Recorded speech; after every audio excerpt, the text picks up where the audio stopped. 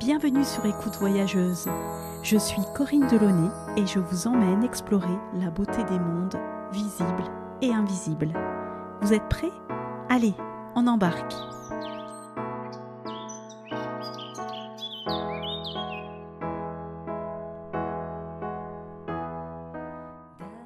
Cet épisode a été réalisé en partenariat avec Mama Édition. Chez Mama Édition, nous publions depuis plus de 20 ans des livres audacieux.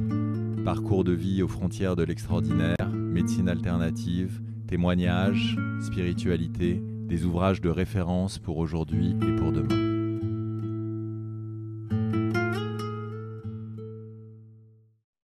Bonjour Laurent. Bonjour Corinne. Je suis avec Laurent Huguely. Laurent Huguely est un auteur prolifique. Il est publié chez Mama Édition et on va parler avec lui aujourd'hui de deux de ses livres, Mère, l'enseignement spirituel de la forêt amazonienne et le manifeste paradisiaque qui vient de sortir, jardinage, permaculture et spiritualité. J'ai trouvé que c'était bien d'actualité. Donc là, je te vois, tu es chez toi en Dordogne et je vois un hamac dans ton Exactement. bureau. Comment ça se fait que tu as un hamac dans ton bureau? Alors, pour moi, le hamac est un outil de travail essentiel et je mets des hamacs partout chez moi. Donc, il n'y en a pas seulement au bureau, il y en a également à l'extérieur plusieurs, il y en a au salon, etc. Et parce que je pense que c'est une manière aussi de trouver l'inspiration très chamaniquement, en fait. C'est suite aux différents voyages que j'ai fait au Mexique, qui est un petit peu la patrie du hamac, et l'Amérique du Sud, l'Amérique latine, que cette culture du hamac est entrée chez moi jusqu'à mon bureau et jusqu'aux parties les plus, je dirais, personnelles et privées de ma vie, en fait. Il y a du hamac partout chez moi. Et ça te permet de rentrer en méditation, de te laisser bercer, de te Oui, retrouver là-bas? mais complètement. En fait, c'est un outil de travail vraiment, hein. C'est-à-dire que lorsque j'ai des dilemmes à résoudre, ou lorsque j'ai besoin de trouver de l'inspiration, je me mets dans mon hamac et je pars en rêverie, une simple rêverie durant laquelle je me laisse inspirer par l'air du temps, par ce qui se passe, voilà, par mon intériorité également. Donc, c'est vraiment pour moi essentiel d'avoir un hamac. Ça me fait rire. Ça fait partie de mon personnage, le hamac, je pense. Et j'en parle dans tous les livres. En plus, il y a toujours quelques petites anecdotes liées au hamac. Également dans le manifeste paradisiaque où je parle de jardinage et de hamac, c'est-à-dire contempler son jardin depuis son hamac, c'est quand même un grand plaisir. Merci de nous faire rentrer dans ton intimité et tes astuces de méditation. Je voudrais revenir à ton parcours. Donc, tu es suisse, tu es très lié à la nature, aux montagnes, tu es un montagnard. Comment tu en es venu à te retrouver en forêt amazonienne, en forêt lacandone au Chiapas? Qu'est-ce qui a fait que tu es devenu un voyageur et un voyageur spirituel? Bien, en fait, j'ai toujours été passionné de nature. Lorsque j'étais enfant, c'était une passion dévorante. Je souhaitais devenir biologiste. En fait, les cadeaux d'anniversaire, les cadeaux de Noël, c'était toujours des livres sur les animaux, des livres sur la biologie, etc. Donc, c'est quelque chose qui m'a toujours habité. Et au moment de prendre une décision sur ma carrière ou sur mon futur, lorsque j'étais étudiant, bah, j'ai commencé des études de biologie qui ont été très courtes parce que j'ai quitté en fait j'ai quitté l'amphithéâtre au bout de 24 heures. Voilà, c'est une petite anecdote. Donc j'ai pas supporté l'ambiance et je suis allé ensuite étudier la philosophie, toujours avec cette idée de me rapprocher de la nature. Et je crois que ça a toujours été un petit peu le fil rouge de ma vie, le fait de vouloir fusionner ou le fait de vouloir communier avec la nature d'une manière peut-être spirituelle. Au départ, recherché cette communion peut-être plus intellectuellement ou plus à travers les livres, à travers la science. Et petit à petit, c'est à travers la spiritualité. Et c'est cette quête spirituelle qui m'a emmené ensuite à différents endroits sur Terre, et en particulier en Amérique du Sud, parce que l'Amérique du Sud m'attire profondément, parce qu'il y a la forêt vierge, et parce que, aussi pour des raisons, je dirais, un peu politiques, mon premier voyage au Mexique en l'an 2000, c'était pour assister en fait les peuplades qui se faisaient mettre à mal par l'armée mexicaine. C'était la guerre civile dans le sud du Mexique, au Chiapas, justement. Donc, c'était un mélange d'humanitaire et de spiritualité qui m'a fait pour la première fois partir en solitaire dans la forêt. La philosophie t'a amené à la spiritualité, l'humanitaire aussi. Tu es bouddhiste. Comment ça s'est passé, ces rencontres? En fait, c'est une série de rencontres, effectivement, une série d'étapes dans ma vie euh, qui ont commencé vraiment à fleurir ou à éclore à l'époque où j'étais à la fin de mes études, encore étudiant. J'ai côtoyé à l'époque plusieurs cercles, en fait, des cercles un peu intellectuels, des cercles psychédéliques, des cercles liés au bouddhisme, etc. Enfin, j'étais plongé dans ces différents mondes et j'ai souhaité en faire ma vie, c'est-à-dire que j'ai dû, d'une certaine manière, trouver un moyen de retourner à la source de toutes ces traditions. Donc le bouddhisme m'attirait, je suis parti en Inde, le chamanisme m'attirait, je suis parti en Amérique du Sud. Et ce qui fait qu'il y a une période, suite à mes études, durant laquelle j'ai beaucoup voyagé pour partir à la rencontre de la racine ou de la source de ces spiritualités, tout en gardant en fait un pied dans le monde ordinaire, entre guillemets, c'est-à-dire en étant rédacteur et traducteur. Donc j'avais vraiment un métier assez intellectuel. Mais petit à petit, disons qu'à force de côtoyer ces spiritualités, j'ai souhaité en faire ma vie, j'ai souhaité être dans le travail de guérison également, et dans le travail d'enseignement, et dans le travail de transmission. Et petit à petit, j'ai quitté mon travail dans le monde ordinaire, entre guillemets, et il n'y a plus que l'aspect extraordinaire qui est resté, avec l'envie également d'écrire des livres. Et c'est surtout les livres qui m'ont fait connaître, c'est-à-dire le chaman et le psy, notamment avec le psychiatre Olivier Chambon, qui a été pour moi vraiment le livre qui m'a fait connaître, et ces livres maintenant dont on parle, c'est-à-dire Mère, Fusion, etc. Ton premier voyage a été les sources du Gange ou non, ça a été plutôt le Mexique? Oui, mon premier voyage en solitaire, ça a été cette expédition humanitaire dans le sud du Mexique. Je dis en solitaire parce que c'est la première fois que je quittais l'Europe tout seul. Et j'avais très peur de partir parce que je risquais d'une certaine manière ma vie aussi. Donc j'ai dû suivre une formation pour en fait passer les barrages militaires. C'était un petit peu un film de James Bond, hein. J'avais une fausse identité, enfin vraiment, c'était Hollywood, hein. Une fausse identité, des faux papiers pour passer les barrages, etc., pour pouvoir accéder à la jungle, parce que toute la région du sud du Mexique était en fait confinée militairement à l'époque. Et ce voyage, je l'ai fait parce qu'un ami à l'époque qui était très impliqué euh, politiquement, qui était vraiment dans une démarche d'activiste, m'avait motivé à y aller. Voilà. Moi, je n'étais pas spécialement politisé, je voulais surtout faire cette expérience-là, je voulais surtout aller voir du pays. Et c'était aussi le fait de pouvoir accéder à une peuplade extrêmement isolée dans la jungle qui m'a attiré. Donc, disons que c'était plutôt un alibi, l'aspect politique. Et je suis parti et je me suis retrouvé seul au Mexique. Je parlais très mal l'espagnol, j'ai dû apprendre sur le tas. Et ça reste pour moi le voyage qui a bouleversé ma vie parce qu'au retour de ce voyage, après avoir vécu plusieurs semaines au fin fond de la jungle avec une peuplade, etc., eh bien, j'ai complètement changé de voie. Voilà, j'ai arrêté mes études du jour au lendemain et j'ai commencé à me former à diverses choses. Je suis devenu prof de yoga, je suis parti à ma première Vipassana, c'était l'année suivante, en 2001. Donc, il y a eu toute une série ensuite. J'ai comme libéré mon espace, j'ai comme libéré ma vie de toutes les contraintes, disons, liées à ma future profession, contraintes professionnelles, etc. Et je me suis complètement dédié au spirituel suite à ce voyage au Mexique. Donc, ça a été un grand bouleversement pour moi. Et j'en garde toujours un souvenir ému. Voilà. Et je pense que je vais encore en parler dans de prochains livres. Approfondir ce voyage au Mexique parce que j'y ai vécu des anecdotes assez croustillantes et aussi des passages qui étaient très douloureux.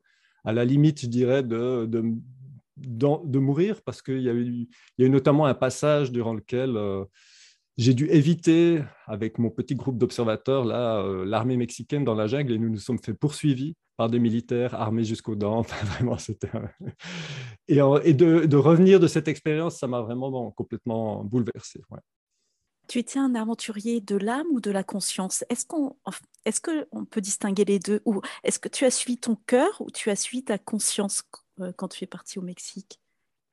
C'est une bonne question. Je pense que j'ai suivi ma conscience, mais c'est mon cœur qui s'est ouvert. C'est-à-dire que j'étais plutôt dans une démarche de conscience à l'époque. Et l'ouverture du cœur s'est faite petit à petit sur le long terme. Je pense que j'avais une conscience déjà très ouverte lorsque j'étais enfant et lorsque j'étais étudiant et lorsque j'ai commencé à m'intéresser justement au bouddhisme, etc. Et le fait de côtoyer ces peuplades, c'est vraiment le rapport à l'être humain et le rapport à ces gens qui vivent d'une manière que j'admire, voilà, qui sont totalement en harmonie avec leur environnement, qui vivent encore dans la survie au jour le jour. Ben, ça m'a ouvert le cœur. Donc l'ouverture du cœur s'est faite plus lentement, mais vraiment très profondément. Et je pense que le livre Mère, justement, Et l'aboutissement en fait de cette boucle qui s'est ouverte au Mexique, donc cette boucle s'est ouverte au Mexique en l'an 2000 et elle s'est d'une certaine manière terminée, enfin la boucle a été bouclée en 2016 au Pérou, à nouveau dans la jungle et à nouveau en contact avec les peuplades. Oui, parce que dans le livre Mère, tu reviens, il y a des réminiscences de tes voyages passés, les sources du Gange, la Selva, la Candona, et bien sûr l'Amazonie, et quelques passages aussi où tu parles de tes études. C'est ça qui est intéressant, c'est justement, tu livres un peu de toi en même temps que des passages de reconnexion à nous-mêmes spirituels profonds et des passages de reconnexion à notre cœur. Donc ce livre, je ne l'ai pas encore fini. C'est très fort. Je pense qu'il faut prendre son temps. Alors, on va revenir, parce que là, je me perds aussi moi-même. C'est tellement riche, toutes ces lectures. Donc, tu rentres du Mexique, tu te formes à la spiritualité bouddhiste, tu pars en Inde, aux sources du Gange.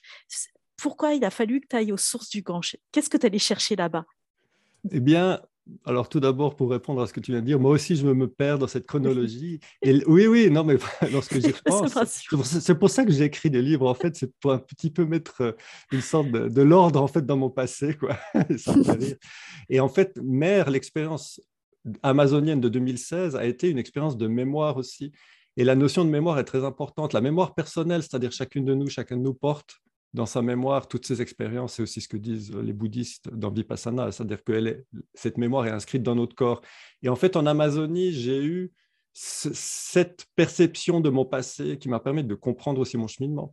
Alors, pour reprendre le fil des événements, effectivement, il y a eu donc le Mexique, le retour du Mexique, un changement de vie radical. Et là, j'ai vécu dans un atelier d'artiste pendant 2 ans. J'ai commencé à enseigner le yoga et donc j'ai quitté voilà, le milieu académique. J'ai décidé de vivre un petit peu comme un artiste troubadour qui enseigne le yoga.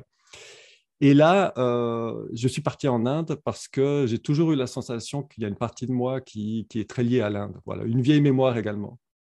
Et j'ai voulu retourner dans ce pays qui est, j'allais dire, dans mon pays d'origine. Peut-être qu'historiquement, je pense que du côté de ma mère, il y a une lignée qui doit venir d'Asie. Voilà, certainement parce qu'il y a un aspect tzigane, il y a un aspect très, très marqué de ce côté-là. Donc j'ai voulu retourner en Inde, voilà. Et j'y suis resté une année qui a été entrecoupée par un petit retour en Suisse parce qu'il fallait que je travaille pour gagner quelque argent pour pouvoir repartir. Et ce voyage en Inde, je suis resté dans un monastère pendant plusieurs mois. J'ai voulu parfaire ma pratique de yoga et également Vipassana, voilà, que j'ai pratiqué tous les jours là-bas. Et j'étais arrivé à une sorte comment dire, d'aboutissement dans ma pratique du yoga, peut-être une forme d'ego spirituel aussi. Et je me suis fait mal, en fait, je me suis fait mal aux genoux à force de forcer dans les postures. Et ça m'a obligé, en fait, il y a eu comme une rupture, en fait, dans ma pratique, dans ce monastère. Et pour me remettre les genoux, c'est-à-dire pour me remuscler, je me suis dit que j'allais partir en randonnée. Et étant donné que j'étais au pied de l'Himalaya et que j'étais avec un petit groupe d'amis que nous nous sommes rencontrés, en fait, dans cet ashram, nous avons décidé de partir à la source du Gange. Voilà. Et en plus, c'était à l'époque du pèlerinage annuel, et ça, je ne le savais pas. Donc, je me suis retrouvé accompagné par tous les pèlerins, en fait, qui décidaient de monter à la source du Gange. Et là, comment dire, ce fut une expérience mystique très, très profonde parce que je me suis retrouvé tout seul à la source par un concours de circonstances complètement incroyable. Normalement, on n'est jamais seul en Inde, hein. Même à 4000 mètres d'altitude, c'est très, très difficile. Et en fait, ce jour-là, je suis parti très tôt le matin du monastère où je séjournais. Et je me suis fait accompagner par un sadhu qui vivait dans une grotte. Donc, c'est très pittoresque et très, voilà, c'est typique de là-bas, quoi. Et en fait, il m'a indiqué le chemin et je suis parti tout seul à la source du Gange. Je suis arrivé à la source du Gange au moment du lever du soleil. Et le lever du soleil qui touchait exactement la pointe du Shivlingam, qui est un sommet qui est juste au-dessus, enfin bref, qui est juste au-dessus de la source. Donc, il y a vraiment le yin et le yang. Il y a cette source qui est très féminine et il y a ce sommet qui est très masculin. Et en redescendant de cette expérience, ça m'a renforcé dans l'idée que j'allais faire de la spiritualité le centre de ma vie. C'est-à-dire que ça a été comme une libération, le fait de retourner en Inde et de retrouver cette mémoire, et de retrouver cette spiritualité du Gange et de l'Inde éternelle. Et en même temps, en redescendant de cette randonnée en solitaire, je me suis dit que j'allais revenir en Europe et faire ma vie dans le spirituel. De quelle manière, je ne savais pas encore, mais c'était vraiment pour moi une sorte d'évidence. Le sadhu t'a dit quelque chose d'incroyable. Oui, il m'a dit Life is a laugh. La vie est un éclat de rire. C'était une situation complètement indienne, c'est-à-dire complètement absurde. C'est-à-dire qu'il y avait cet homme qui était pieds nus à 4000 mètres d'altitude, on marchait sur des glaciers. Enfin, je veux dire, moi, j'étais habillé comme un Suisse en randonnée, en fait, avec mes bottes, avec mes grosses chaussures, avec tout mon attirail. Et lui était juste, voilà, presque nu, en fait, voilà, pieds nus sur... bon. Et en fait, cette présence et ce personnage était tellement une sorte d'archétype indien. C'est vraiment, pour moi, j'ai eu l'impression de passer quelques instants avec un pur et dur qui vit vraiment dans les grottes, qui est vraiment complètement impliqué dans ce qu'il fait. Et cette phrase, la vie est un éclat de rire, ça m'a fait beaucoup de bien. Ça m'a fait beaucoup de bien et j'ai souhaité ensuite la mettre dans Mère pour qu'elle fasse son chemin aussi. Oui, c'est important parce que dans Mère, tu parles de nos ombres. Enfin, là, on va dire plutôt, la forêt amazonienne parle vraiment de nos ombres. Et quand tu mets des passages comme ça, il faut se rappeler que la vie, elle est joyeuse aussi. Il ne faut pas la prendre trop au sérieux. Oui, complètement. Parce que l'enseignement de la forêt est un enseignement qui est effectivement assez sérieux. C'est-à-dire que ça rigole pas avec la forêt, en fait, quoi. Contrairement au sadhu, à la source du Gange, la forêt a vraiment un message assez fort à faire passer sur le fait que la destruction est en cours et qu'il faut vraiment l'arrêter. Et le fait de mettre un peu d'humour ici et là et de se souvenir qu'il y a quand même une relativisation, notamment dans la sagesse indienne de l'Inde éternelle, c'est-à-dire une manière de voir les choses avec beaucoup de distance et de considérer les choses comme un jeu aussi. C'est-à-dire ce qui se passe, c'est un jeu universel et dans ce jeu universel, on peut rigoler aussi. C'est important de s'en souvenir. Surtout en ces temps présents que nous sommes en train de vivre également. C'est la même chose, hein. C'est-à-dire qu'il ne faut pas oublier de rigoler. Tout à fait. Tu fais un grand écart entre les Himalayas, le Shivling, comme tu dis, qui est cette montagne vraiment symbolique de l'Inde. J'ai moi-même été en Inde et puis après en Amérique latine. Et je trouve que l'Amérique latine va être très féminine. Alors qu'au départ, moi, quand je suis allée en Inde, c'est pareil. J'ai eu vraiment un amour infini pour l'Inde, Mother India. Je me sentais quand même Mm. enveloppée. Mais je trouve que l'Amérique du Sud nous renvoie à notre féminité, à notre puissance féminine, alors que l'Inde, c'est peut-être plutôt le côté quand même aussi masculin et maternel. Enfin, je sais pas comment tu pourrais nous décrire ces deux continents. Mais complètement. Je pense que l'Amérique latine et la Selva Madre en particulier, c'est organique, c'est-à-dire qu'il y a le côté vraiment viscéral, c'est lié à la vie, c'est la source de la vie. Et dans cette source de vie, il y a une sagesse qui est très féminine, qui est une sagesse porteuse d'existence, porteuse de créativité et porteuse de tout ce qui va avec, c'est-à-dire également les choses à régler, les choses à clarifier. Alors que l'Inde, moi aussi, je la trouve. Il y a Mama India, voilà, on parle souvent de Mama India, voilà, il y a le Gange, etc. Mais il y a quelque chose de très masculin dans les spiritualités orientales. Beaucoup de spiritualités orientales ont été dominées en fait par la pensée masculine, y compris dans le bouddhisme pendant des siècles et des siècles. Donc il y a cet aspect qui est très présent avec voilà, une forme, c'est un peu tabou ce que je vais dire là, mais une forme parfois de misogynie aussi, c'est-à-dire que c'est pas facile d'être une femme en Inde, et c'est quelque chose qu'on a tendance à oublier lorsqu'on vit en Occident et qu'on idéalise l'Inde. Donc, effectivement, il y a une sorte d'équilibre entre ces deux espaces de la planète Terre. Et au Pérou, ce que me montrait la forêt, c'est intéressant, c'est qu'il y a vraiment deux cœurs spirituels sur la planète. Bon, il y en a un troisième qui est en Afrique aussi. Il ne faut jamais oublier l'Afrique. Mama Africa. Merci de le rappeler. Mais il y a vraiment cette force qui est très minérale de l'Himalaya, voilà, qu'on retrouve dans le bouddhisme tibétain, etc. Et il y a cette force très viscérale, très végétale qu'on retrouve en Amazonie ou en Amérique latine. Et ces deux forces sont très importantes. Et moi qui suis également, comment dire, un féru du Tao Te Ching de Lao Tzu, il y a toujours cette notion de la montagne et la forêt. C'est le yang et c'est le yin. C'est-à-dire que la montagne, c'est une élévation très verticale, très minérale, très masculine, alors que la forêt, c'est ce qui se trouve au fond de la vallée. C'est ce qui descend avec l'eau qui descend dans la vallée. Donc, il y a cette notion vraiment de créativité et de vie et de féminité. Donc, un zeste d'Inde et un zeste d'Amérique latine, c'est un bel équilibre, je pense, effectivement. Et vu que tu nous as emmenés sur le continent africain, comment tu définirais le continent africain sans le mettre dans une case, hein, bien sûr, on n'est pas en train de faire ça, mais pour nous aider à mieux happer cette énergie. Bah, le continent africain, je pense que le rythme, c'est le rythme de la Terre, c'est l'origine. Et cette origine, elle est magnifique. Et j'ai envie de rendre hommage au continent africain dans un de mes prochains livres. C'est important aussi. Oui, oui, parce que j'y suis allé également. Bon, au nord de l'Afrique, mais j'ai traversé le Maroc à pied, etc., avec un ami à l'époque où nous étions étudiants, justement. Et ça m'a beaucoup marqué. Mais l'Afrique, je trouve intéressant parce qu'en ce moment, elle est un petit peu en train de prendre sa revanche aussi à un niveau politique, à plein de niveaux, et je trouve ça merveilleux parce que j'adore ce continent et le fait de revenir aux origines, et j'en reviens à l'enseignement de la forêt, cette notion de mémoire, cette notion de lignée génétique, cette notion d'ADN, nous ramène à l'Afrique. Et nous sommes tous africains. Voilà, moi j'en suis convaincu, nous sommes tous africains à la base. Et de s'en souvenir aussi, c'est aussi une marque de respect pour ce rythme fondateur, pour cette terre qui nous a vu naître. Et ça m'aime beaucoup d'en parler. Ouais. Je trouve que c'est un continent qui a beaucoup de choses à nous apprendre et qui va fleurir dans le futur, l'Afrique, c'est certain. J'en suis persuadée aussi. Et ce rythme dont tu parles, est-ce qu'on pourrait parler du rythme du cœur? Complètement, oui. Oui, oui, bien sûr. Et en plus, géographiquement, elle est située, l'Afrique est située entre les deux. Enfin, il y a vraiment un lien très fort. Oui, bien sûr. Ah, merci.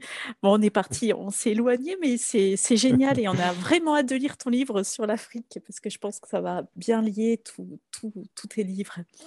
Euh, Revenons à Mère, donc tu pars avec ta compagne Angéline qui participe vraiment de façon esthétique belle à tes livres, puisqu'elle dessine à chaque fois des dessins merveilleux. Moi, j'adore aussi un des dessins qui est dans Mère, où on voit, c'est à la fin du livre, mais on voit cet arbre avec ce soleil qui est la planète et puis les racines. C'est très, très beau. Et vous partiez au Pérou, pourquoi faire? Eh bien, en fait, Angéline est passionnée d'Amazonie et du Pérou en particulier. Elle y a vécu 2 ans avant notre rencontre. Donc, je la considère vraiment comme, pour moi, c'est un de mes maîtres de chamanisme, Angéline, parce que je lui répète ça assez souvent lorsque nous nous sommes rencontrés. J'ai rencontré une personne qui était au-dessus de moi spirituellement, vraiment, je le dis en toute sincérité, et qui a justement cette force de l'Amérique latine en elle, cette passion et l'art aussi, c'est-à-dire qu'elle a un art très amazonien. Lorsqu'elle dessine ou lorsqu'elle peint, elle se connecte vraiment aux esprits de l'Amazonie ou aux esprits de la nature.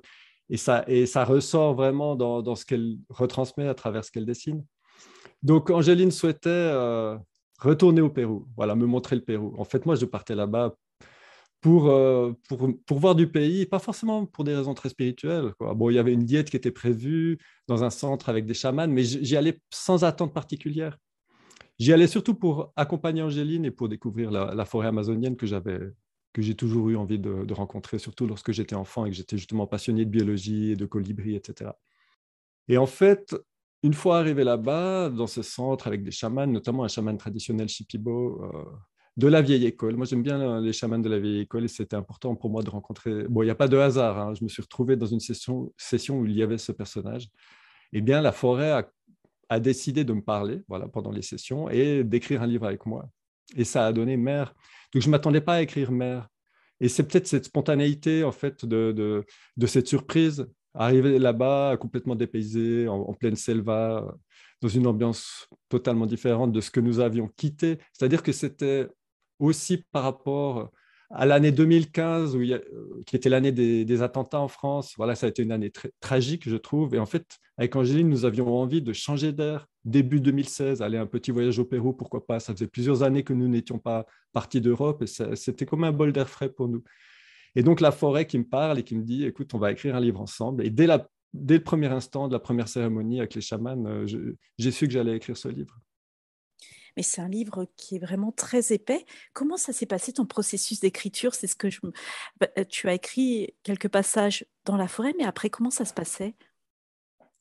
Alors, mon dictaphone, ça a été C'est-à-dire que pendant les cérémonies, c'est mon côté un petit peu justement puriste ou un petit peu vieille école, je n'enregistre pas, je ne prends pas de notes en général dans l'action chamanique. Voilà, je respecte l'espace sacré.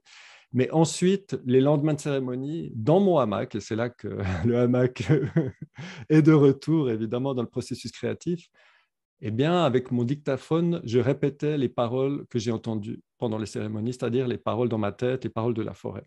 Donc, j'ai pris note de l'enseignement de la forêt dans mon dictaphone, d'une certaine façon.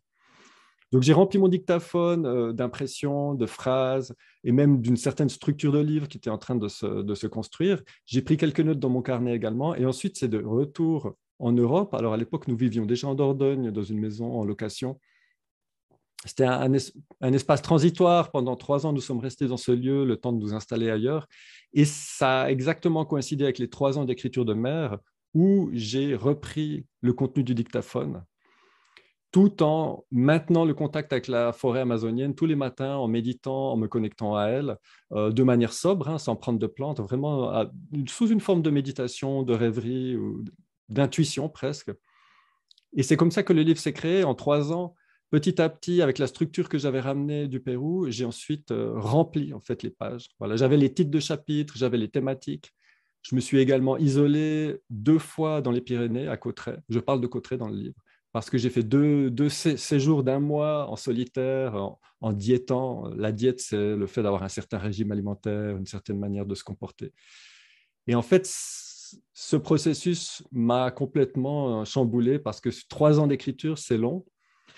Et j'ai dû vraiment réfléchir à chaque mot, à chaque illustration avec Angéline. Ça a été une forme d'écriture accompagnée par les esprits de la forêt qui m'ont vraiment, je le dis souvent, chaque mot dans Mer a été sélectionné par la forêt. J'ai dû effacer certains passages, j'ai dû retravailler d'autres passages, j'ai dû ajouter des oublis, enfin, jusqu'à l'instant où j'ai eu la sensation, avec l'accord de la forêt une fois de plus, que le livre était terminé.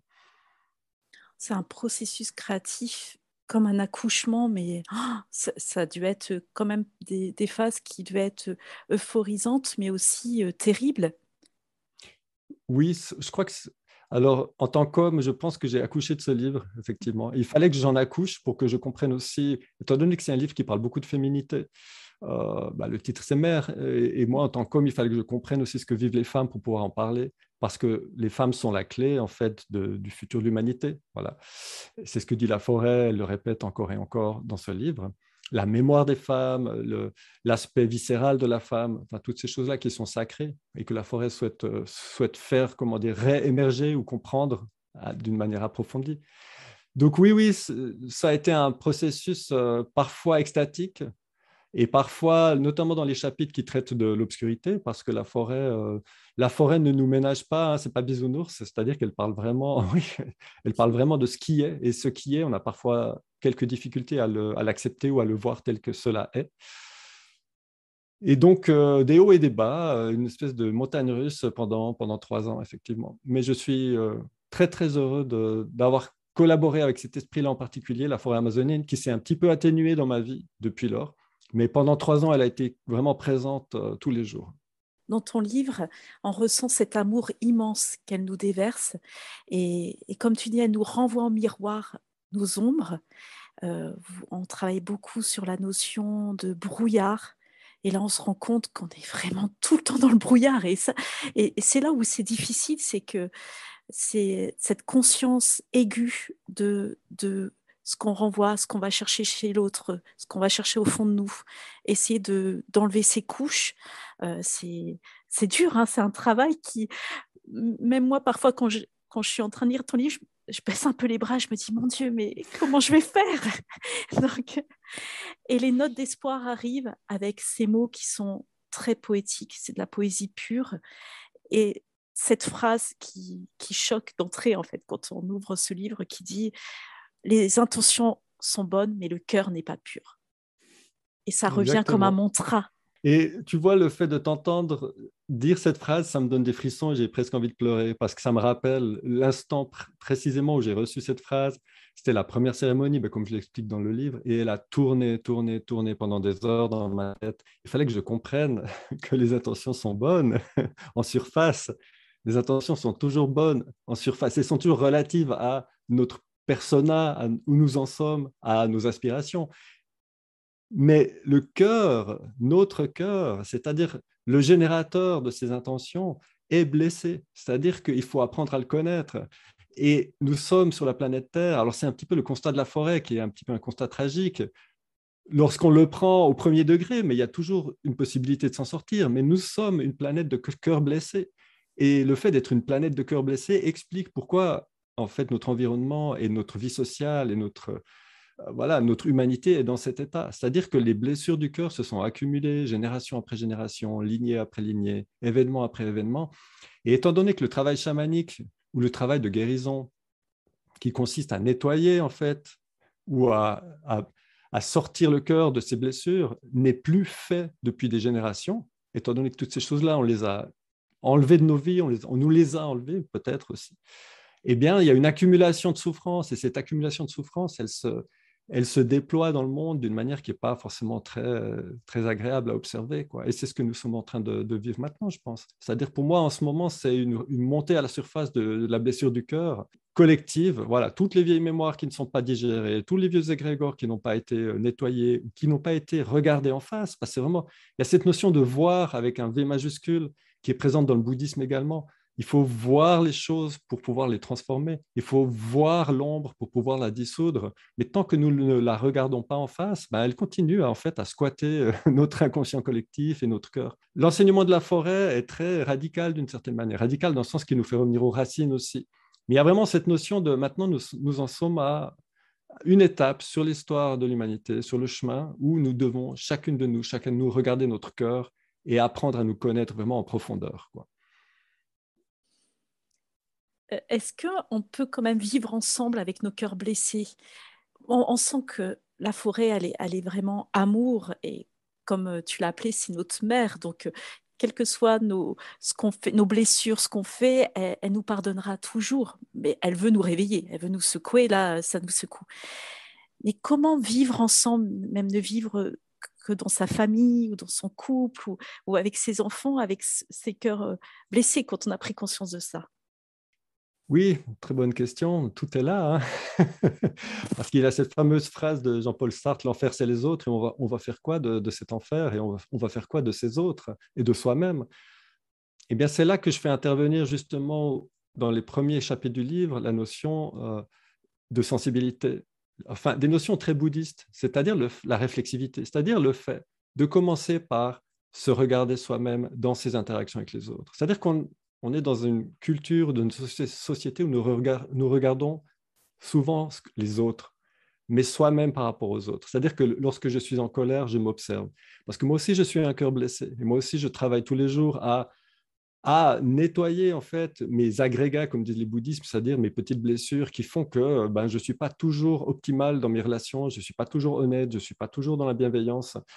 Et le fait d'accepter cela, c'est-à-dire le fait d'accepter ces blessures et d'accepter de ne pas être tout le temps cette personne parfaite que l'on souhaite être, ça permet aussi de retrouver une forme d'humilité par rapport aux autres. Et c'est là que la compassion entre en jeu, c'est là qu'elle fait son apparition. C'est-à-dire la compassion, c'est de comprendre que tout le monde vit des choses, tout le monde a son cœur blessé, tout le monde a ses mémoires, y compris la personne que je n'aime pas, y compris la personne qui me fait du mal, y compris la personne qui est violente avec moi. Toutes ces personnes ont également des mémoires, toutes ces personnes ont également des lignées. Aucun être humain sur la planète n'est, comment dire, affranchi totalement de ces notions-là, quoi. Et le fait de comprendre ça et de regarder les autres avec ce regard, ça permet de les aimer tels qu'ils sont. Ça permet aussi d'apaiser les relations. Ça permet d'attendre peut-être moins de perfection de la part des autres et d'être plus dans une forme de bienveillance heureuse. C'est-à-dire que, bah, en fait, c'est très bien comme ça, quoi. Donc, on est dans une sorte de quête de perfection et ce perfectionnisme spirituel, c'est un piège, je pense.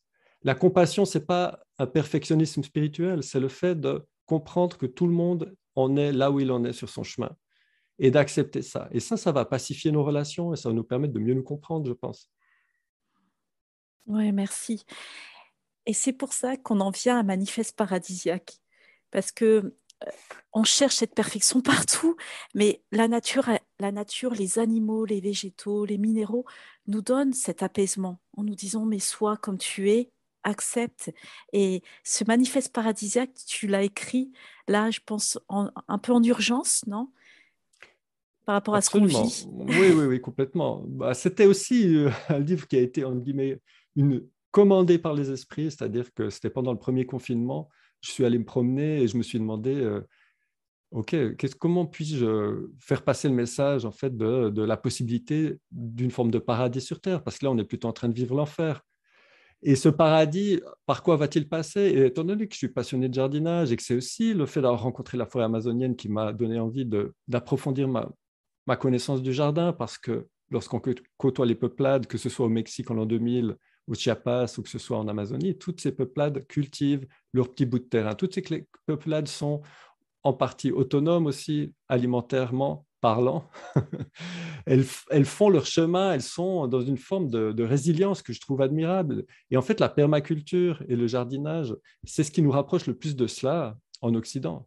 Et le message du manifeste, c'est que le paradis, c'est un jardin et que plus il y aura de jardins sur la planète Terre, plus nous serons connectés en fait à cet aspect paradisiaque de la vie. Donc, c'est aussi une manière effectivement de rendre hommage aux esprits de la nature qui sont dans une perfection et qui sont là pour nous enseigner et qui sont là aussi pour nous consoler et pour nous donner du courage. C'est-à-dire que moi, les journées où je ne me sens pas très bien, et ça arrive souvent en ce moment, hein, moi, je trouve qu'on vit une période qui est très mitigée, parfois très déprimante et parfois avec quand même des soubresauts de joie, etc. Lorsque je vais jardiner, eh ben, je me sens mieux. Voilà. Lorsque je vais jardiner, ça me ramène à ici et maintenant, ça me ramène aux choses essentielles, ça me ramène à la nature. Et c'est une forme aussi de guérison pour le cœur que de jardiner, je pense. Alors, c'est important de le dire, dans ce manifeste paradisiaque, tu donnes plein d'astuces. Il y a aussi les très beaux dessins d'Angéline. Il y a, il y a aussi c'est un traité spirituel, philosophique. Mais tu parles aussi de la possibilité de créer son jardin en milieu urbain. Parce qu'on est de plus en plus à vivre quand même dans du béton. Et les villes sont galopantes. On ne peut pas tous se réfugier à la montagne, c'est pas possible. Donc, est-ce que tu peux nous en dire plus là-dessus? Oui, parce que le paradis, c'est pour tout le monde. Ah oui, c'est vrai. Oui, le paradis, c'est pour tout le monde. Ce n'est pas uniquement pour Oui. les personnes qui vivent à la campagne, qui ont un bout de terrain. Et en fait, moi, j'ai vécu dans des grandes villes aussi, dans des métropoles, des mégalopoles comme Londres, sur mon chemin. Et en fait, on peut jardiner chez soi. On peut avoir accès au vivant chez soi. Et je prends l'exemple des graines germées. Moi, je cultive des graines germées depuis des années et des années. Et en ville, on peut très bien se nourrir tous les jours de produits frais qu'on va saupoudrer en fait sur son repas, qu'on va ajouter aux choses qu'on aura peut-être achetées ailleurs. Mais le vivant est disponible partout. Et en 2022, aujourd'hui, il y a plein de techniques qui sont adaptées, que ce soit le jardinage sur un balcon, le jardinage dans des placards, le jardinage.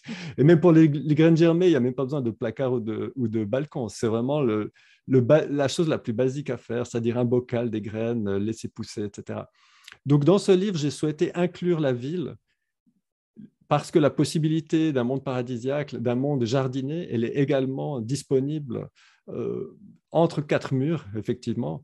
Et la nature vivante est à notre disposition. Il suffit d'aller acheter. Moi, quand je vivais en appartement, j'avais plein de plantes vertes. J'étais tout le temps entouré de plantes. Et en fait, dans cette espèce de jungle intérieure, on se sent bien aussi. C'est-à-dire que le vivant est partout disponible autour de nous. Il suffit d'aller le chercher.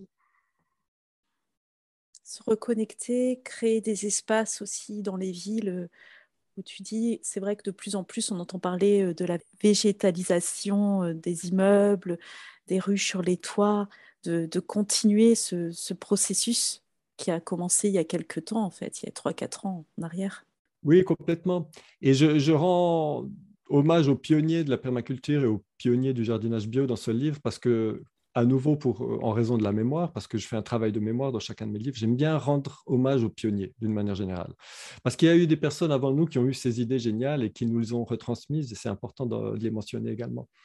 Et donc oui, en ville en ce moment, il y a une possibilité de reverdissement que je trouve très belle parce que les citadins sont aussi des Africains qui viennent à la base de la forêt, comme nous toutes et nous tous. Nous sommes, voilà, c'est ce que je dis dans Mère. Hein, je fais le lien avec nos origines aussi, je dirais, de primates arboricoles.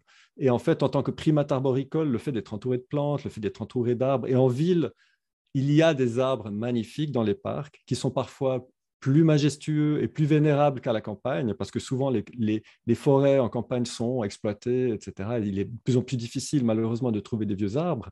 Mais dans les grands parcs, comme à Paris ou dans les grandes villes, il y a des arbres qui sont juste prodigieusement spirituels. Et lorsque je vais en ville, lorsque je monte à Paris, par exemple, pour présenter mes livres, etc., je vais toujours me promener dans les parcs et je vais toujours me connecter à ces arbres-là. Et c'est aussi le vivant qui est présent. C'est-à-dire que le vivant est partout présent autour de nous. Donc, il y a de l'espoir et il y a du paradis potentiellement un peu partout et je trouve ça magnifique. Ouais. Tu peux revenir à cette notion que le paradis, c'est le jardin? Bien sûr.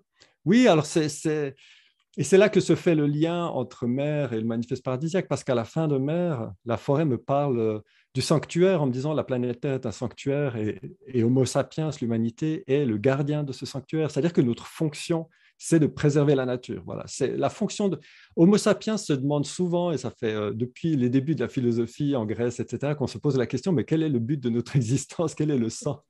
Eh bien, la réponse de la forêt amazonienne, c'est que le but de notre existence, c'est de préserver le vivant. Voilà, nous sommes des jardiniers et nous sommes des gardiens. Et en fait, l'étymologie du mot paradis, j'ai un petit peu fait une petite recherche étymologique sur les origines de ce mot. Et en persan et également en latin, le mot paradis signifie jardin, c'est-à-dire que c'est un espace préservé. Donc, littéralement, le paradis est un jardin. Et le mot jardin est également lié étymologiquement au mot gardien, c'est-à-dire donc paradis, jardin, gardien, tout ça c'est dans la même lignée étymologique. Et je trouve important de se souvenir que lorsqu'on jardine, on crée du paradis. Littéralement, étymologiquement, historiquement, c'est lié. Et dans la Perse antique, les paradis, les jardins étaient considérés comme des espaces sacrés dans lesquels on allait se recueillir auprès de la nature, y compris en ville. Donc on en revient à ce qu'on disait tout à l'heure. Le paradis, c'est un espace préservé, un espace de nature qui peut se trouver également en pleine ville. Et qui nous permettent aussi de nous reposer de nos cœurs blessés. Exactement, et parce que la plus grande médecine, c'est la médecine de la nature, bien évidemment. Eh bien, merci, merci, merci Laurent. Bon, je le redis, mais lisez tes livres, tous tes livres, parce qu'on n'a pas parlé de fusion. Mais fusion, c'est absolument génial aussi, parce que ça permet de lier la spiritualité, on va dire en conscience, la spiritualité bouddhiste et la spiritualité chamanique, parce que pour toi, les deux vont ensemble, vont de pair. On peut peut-être en parler avant de se dire adieu, d'ailleurs, justement, de ce que tu as voulu relier. Oui, parce que c'est aussi lié à mon parcours de méditant et à mon parcours chamanique.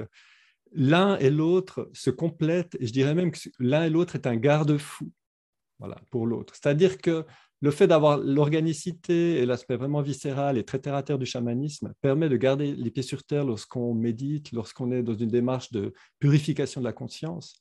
Et inversement, le fait d'avoir le dharma ou le dhamma, c'est-à-dire l'enseignement du Bouddha, les préceptes, une forme de moralité aussi, une forme d'éthique, une forme de valeur, une forme de raffinement de la conscience, ça permet ensuite de faire un travail au niveau du chamanisme qui est beaucoup plus, je dirais, clarifié et qui est beaucoup plus dans une forme d'éthique également. Donc pour moi, ils sont complémentaires et ils sont même, je dirais, historiquement reliés, étant donné que le chamanisme est très présent dans le bouddhisme. Le chamanisme, c'est l'arrière-arrière-grand-mère de toutes les spiritualités de la Terre et c'est également valable dans le bouddhisme. Et j'insiste un petit peu là-dessus dans Fusion parce que pendant des siècles, il y a eu des rivalités entre le bouddhisme et le chamanisme, et même, je dirais, une forme de violence, quoi, presque une guerre en Asie. Et le fait de réconcilier ces deux cœurs, parce que ce sont deux cœurs, ça permet peut-être aussi de réunir dans nos propres cœurs ces deux aspects parfois contradictoires de notre vie, l'aspect transcendé, la transcendance ou l'aspect raffiné du bouddhisme et l'aspect vraiment viscéral et dans la force et la créativité du chamanisme. Merci, merci beaucoup. Donc, pour conclure, je dirais cultivez votre jardin et mettez-y un hamac pour partir dans les rêveries et observer la poésie de la nature, tout simplement. Exactement. Je pense que c'est le meilleur investissement que l'on puisse faire en ce moment, un bon hamac et un petit peu de verdure. Merci Laurent. Merci Corinne.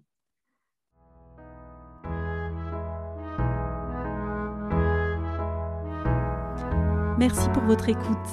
Vous avez aimé? Alors abonnez-vous et n'hésitez pas à partager. À très vite sur Écoute Voyageuse.